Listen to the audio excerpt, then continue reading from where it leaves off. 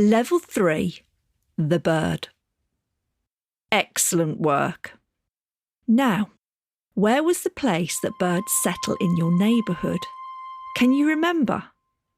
Great, because the next day you look out of your window at the place where birds settle, and sure enough, there's a very ordinary bird.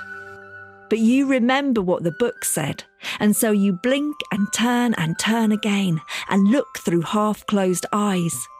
And now you can see that this is no ordinary bird, but a marvellous, magical, singing bird.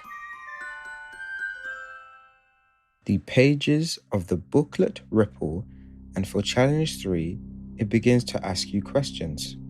Use these questions to draw and decorate a bird as magically as you imagine it.